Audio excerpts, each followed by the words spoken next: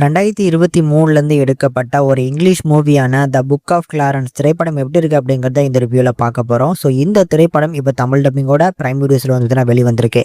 And இந்த படத்தை பொறுத்தளவுக்கு ஒரு ஹிஸ்டாரிக்கல் எபிக் காமெடி ட்ராமாவாக எடுத்திருக்கிறாங்க. ஸோ எப்படி இருக்குங்கிறத டீட்டெயிலாக பார்க்கலாம். ஃபர்ஸ்ட் படத்தோட கதைன்னு எடுத்துக்கிட்டோம்னா இதில் இந்த படத்தோட கதைக்களம் வந்து கரெக்டாக ஏடி 33 நடக்குது. ஸோ அந்த பீரியடில் வந்து இந்த கிளாரன்ஸ் அப்படிங்கிற இந்த பர்டிகுலரான நபருக்கு அவரோட வாழ்க்கையில் என்னென்ன விஷயங்கள் நடந்தது அப்படிங்கிறத ஒரு புக்கு மாதிரி வந்து பார்த்தீங்கன்னா இந்த படத்தை வந்து பார்த்தீங்கன்னா ப்ரெசென்ட் பண்ணியிருப்பாங்க.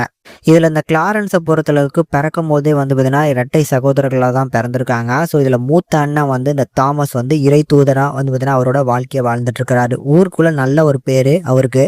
ஆனால் தம்பி கிளாரன்ஸ் இருக்காரு பார்த்தீங்களா, ஸோ இவர் வந்து ஊருக்குள்ளே எல்லா தவறான விஷயங்களும் பண்ணக்கூடியது, கஞ்சா அடிக்கிறது, அது இதுன்னு சொல்லி என்னென்ன விஷயங்களும் பண்ணுவாரோ அவ்வளவும் பண்ணி ஊருக்குள்ள பேர் கிடையாது. ஆனால் அம்மாவை பார்த்துக்கக்கூடியது இவர் ஒருத்தர் தான். ஒரு கட்டத்துக்கு மேலே நம்ம கிளாரன்ஸ் வந்து தானும் வந்து இந்த இறை பணியை பண்ணணும் அப்படின்னு ஆசைப்படுறாரு. ஸோ இதுக்காக அந்த கூட்டத்தோட சேரலாம் அப்படின்னு நினச்சி அவங்க எல்லாருமே ஏற்றுக்கல, சிரிக்க ஆரம்பிச்சிடுறாங்க. ஸோ இதுக்காக இவர் தனியாகவே ஒரு கூட்டத்தை உருவாக்கி அவர் தான் அடுத்த மெசையா அப்படின்னு சொல்லி ஊரில் இருக்கக்கூடிய எல்லாருமே நம்ப வைக்கிறாங்க.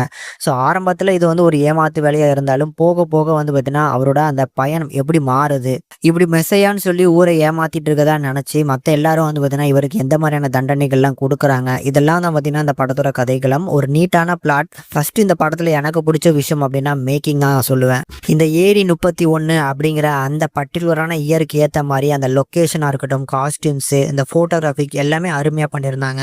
இதுக்குள்ளே வந்து பார்த்தீங்கன்னா அந்த படத்தில் ஒரு சில சீன்ஸ் இருக்குது. அதாவது நம்ம ஹீரோ வந்து கிளாரன்ஸ் வந்து இந்த ட்ரக்ஸ் எல்லாம் அதிகமாக எடுப்பாப்ல, அது எடுத்ததுக்கப்புறம் வரக்கூடிய ஒரு சில இல்யூஷனான அந்த சீன்ஸ்லாம் இருக்குது பார்த்தீங்களா, அதோட மேக்கிங் நல்லாயிருக்கும்.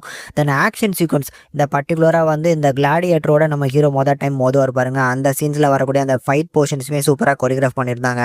படத்தோட வசனங்கள், அதாவது தமிழ் டப்பிங்கில் பண்ணியிருக்கக்கூடிய அந்த வசனங்களையுமே ரொம்ப ப்ராப்பராக ஹேண்டில் பண்ணியிருக்கிறாங்க. ஏன்னா அந்த வசனங்கள் இந்த படத்துக்கு இந்த மாதிரியான வசனங்கள் இருந்தால் மட்டும்தான் பார்க்கறதுக்கு நல்லாயிருக்கும். ஸோ அந்த மாதிரியான ரசிக்கும்படியான ஒரு வசனங்களும் இந்த படத்தில் எக்கச்சக்கமாக இருக்குது. பர்டிகுலராக அந்த தண்ணியில் நடக்கக்கூடிய போர்ஷன்ஸ் வந்து எனக்கு ரொம்ப பிடிச்சிருந்தது. ஸோ அது வந்து எனக்கு வந்து புலி படம் பார்த்த ஒரு ஃபீல் தான் வந்துச்சு. திடீர்னு என்னடா நடக்க ஆரம்பிச்சிட்டாரு அப்படிங்கிற ஒரு ஃபீல் வரும். ஸோ இந்த மாதிரியான அங்கங்கே வரக்கூடிய கூஸ்பம் மூமெண்ட்ஸ், இந்த மாதிரியான சின்ன சின்ன சீன்ஸ் ரசிக்கிற மாதிரி இருக்குது அப்படின்னால கண்டிப்பாக உங்களுக்கும் பிடிக்கும். ட்ரை பண்ணி பாருங்கள். தமிழ் டப்பிங் நல்லா பண்ணியிருக்காங்க. படத்தோட மெயின் ஜேனரான அந்த காமெடி எந்த அளவுக்கு ஒரு கூட்டம் இருக்குது அப்படின்னா, காமெடி வயிறுக்குள்ளுங்க சிரிக்கிற மாதிரியான காமெடிலாம் கிடையாது. லைட்டாக மைல்டாக சிரிக்கிற மாதிரியான காமெடி தான் இருக்குது. ஸோ முடிஞ்சால் கண்டிப்பாக ஒரு ஒன் டைம் ட்ரை பண்ணலாம். முடிஞ்சால் கண்டிப்பாக மிஸ் பண்ணாமல் பாருங்கள்.